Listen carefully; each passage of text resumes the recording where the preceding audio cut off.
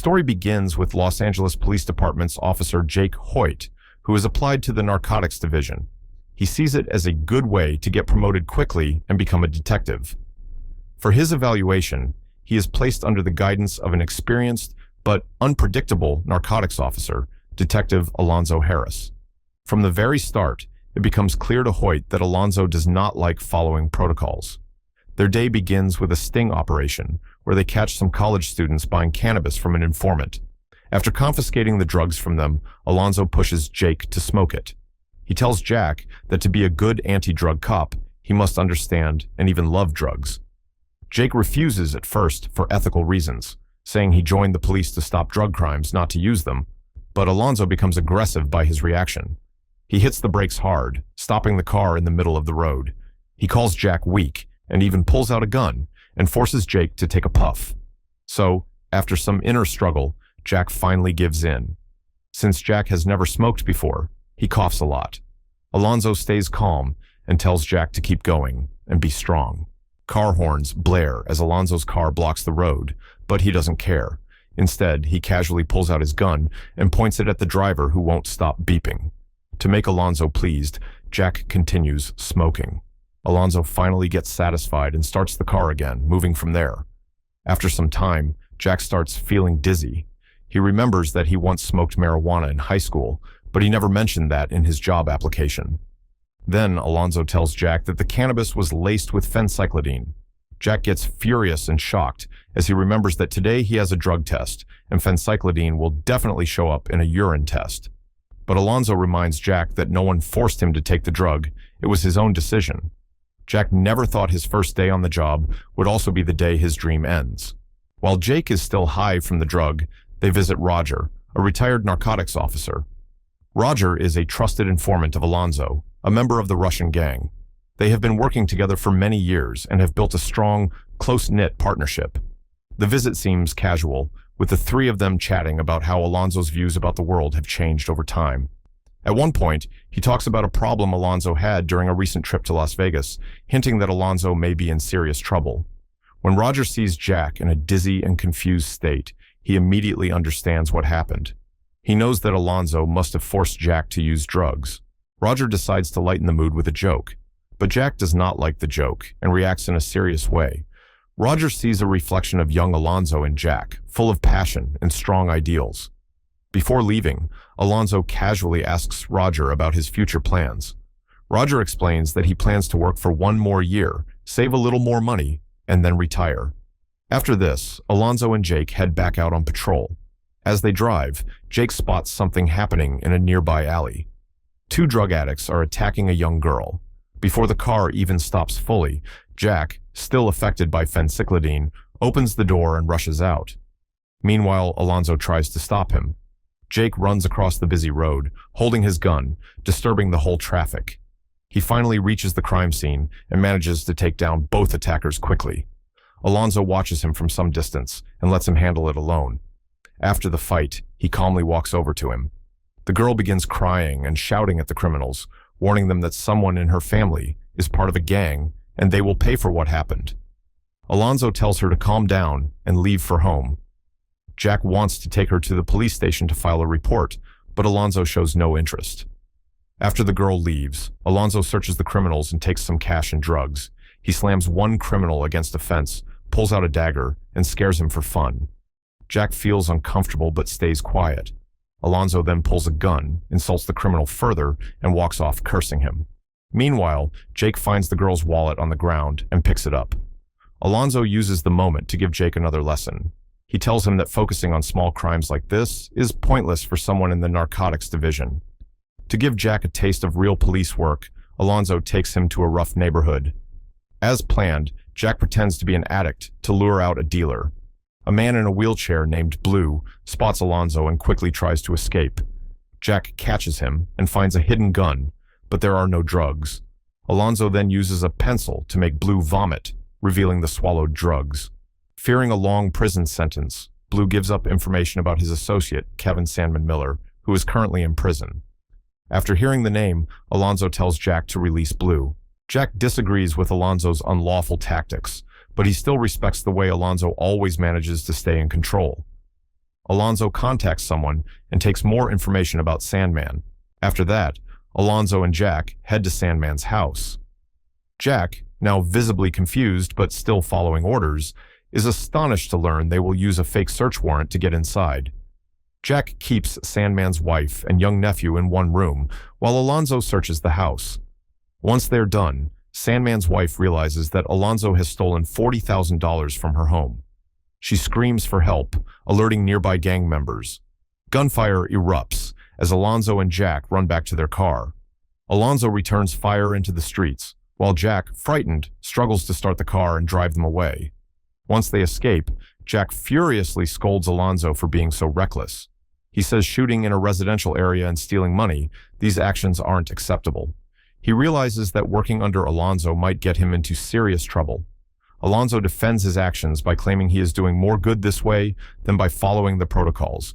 He insists that the kind of criminals they deal with are ruthless, and to beat them, one must use their own illegal methods. After that, they both visit Alonzo's wife, Sarah, and their young son. They live in one of the most dangerous neighborhoods of Los Angeles. It's deep in gang territory, where nearly 80% of the residents make a living selling drugs. Jake spends time with Alonzo's son playing games with him. After spending time at home, Alonzo goes with Jack to meet with 3 powerful and corrupt police officials. They are referred to as the 3 wise men, including Stan Gursky, Doug Rosselli, and Lou Jacobs. They bring up some serious trouble Alonzo got into during a recent trip to Las Vegas.